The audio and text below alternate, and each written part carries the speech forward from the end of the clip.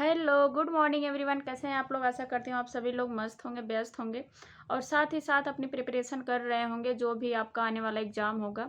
बहुत से लोगों का क्या होता है, सीटेट में 1 या 2 नंबर से रह जाता है। कई कई बार वो पेपर देते हैं, 88 नंबर, 87 नंबर आते हैं, 90 नंबर में 1-2 नंबर से वो रह जाते हैं। यूपी के लिए तो क्वालिफाई होता ही है, लेकिन अदर स्टेट के लिए आपको 90 नंबर चाहिए ही होता है ओबीसी के लिए। और मैं बताऊंगी आपको कि मैंने अपना नंबर कैसे मेरा फर्स्ट पेपर में मेरा 105 नंबर था, सेकंड पेपर में मेरा 95 नंबर था, जो कि मैंने बीएड अपेयरिंग में ही दिया था। और ना इसके लिए कोई मैंने प्रिपरेशन भी नहीं करी थी और ना ही बैच परचेज किया था। बहुत से लोग सीटेट पेपर के लिए बैच लेते हैं, क्लासेस लेते हैं, 2-2 3-3 महीने तक तैयारी करते हैं, तो उनका फिर भी 1-1 2-2 नंबर से रह जाता है।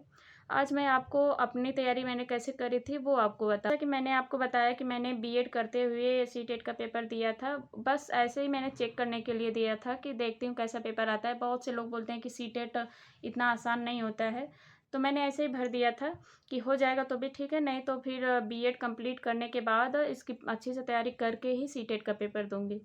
तो मैंने उसके लिए भी एक पीवाईक्यू यूथ पब्लिकेशन का आता है, उसमें पिछले ईयर के सारे क्वेश्चन रहते हैं, मैंने उसको पढ़ा और उसके क्वेश्चन के बाद वो दिया रहता है, एक्सप्लेनेशन करके दिया रहता है, पूरी व्याख्या की रहती है। सी टेट का मेन पॉइंट क्या होता है? पेडागोगी। अगर आपने पेडागोगी अच्छे से समझ लिया, सारे ही सब्जेक्ट का पेडागोगी अगर आपके समझ में आ गया तो आप आराम से क्लियर कर लेंगे। सब्जेक्ट के क्वेश्चन होते हैं इतने हार्ड नहीं आते। और पेडागोगी आपको केवल समझने की चीज़ है, उसका कोई पॉइंट नहीं होता है, कोई आपको ऐसे नहीं समझा देगा कि एक ही बार में समझा दे आपको समझ में आ जाए। पेडागोगी की क्लासेस अगर आप सचिन सर का देखेंगे, उसमें ऐसे ऐसे एग्जाम्पल से वो समझाया है कि आपको समझ में आ जाएगा।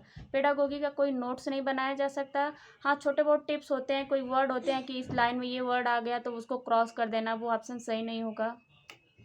बाकी अगर आप लोग सीटेट की तैयारी कर रहे हैं तो अच्छे से करिए, क्योंकि बार बार पेपर देना, सीटेट का सेंटर बहुत दूर दूर जाता है। अगर आप कर रहे हैं तो 1-1.5 महीने का टाइम लेके अच्छे से तैयारी कर लेंगे तो नंबर अच्छा आ जाएगा। 95 प्लस तो आ ही जाएगा। और अपना मेन पॉइंट क्या होता है कि 90 से ऊपर होना चाहिए। अगर आप 1 से 1.5 महीने की तैयारी में 95 से ऊपर या 100 तक ला दे रहे हैं तो बहुत ही अच्छा है। और मेन पॉइंट एक ये है कि अगर आपका सीटेट क्वालिफाई हो जाता है, अगर यूपी टेट बाई लक अगर नहीं भी होता है, सी टेट हो जाता है, दोनों में से आपका एक तो क्लियर होना ही चाहिए आगे की वैकेंसी के लिए। वैसे वैकेंसी का कोई नामो निशान नहीं है, लेकिन आप अपनी तरफ से एक जो क्राइटेरिया होता है उसको क्लियर रखिए।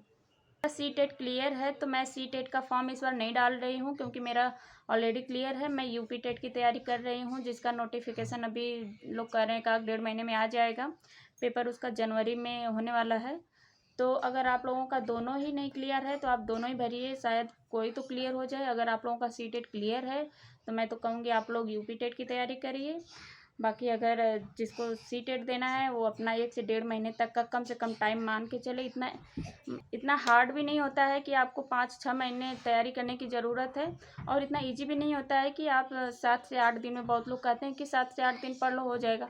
वही लोगों का हो जाता है जो अपने डीएलएड में अच्छी तैयारी कर रहे होंगे, बीएड में अच्छी तैयारी कर रहे होंगे, उनके सब्जेक्ट ऑलमोस्ट क्लियर रहते हैं तो पेडागोगी समझ के वो पेपर दे लेते हैं।